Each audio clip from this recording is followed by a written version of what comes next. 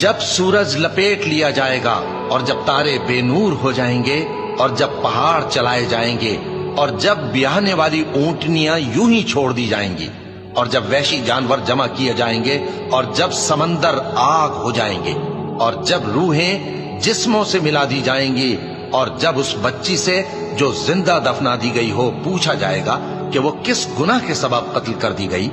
اور جب اعمال کے دفتر کھولے جائیں گے اور جب آسمان کی کھال کھینچ لی جائے گی اور جب دوزخ کی آگ بھڑکائی جائے گی اور جب بہشت قریب لائی جائے گی، تب ہر شخص معلوم کر لے گا کہ وہ کیا لے کر آیا ہے۔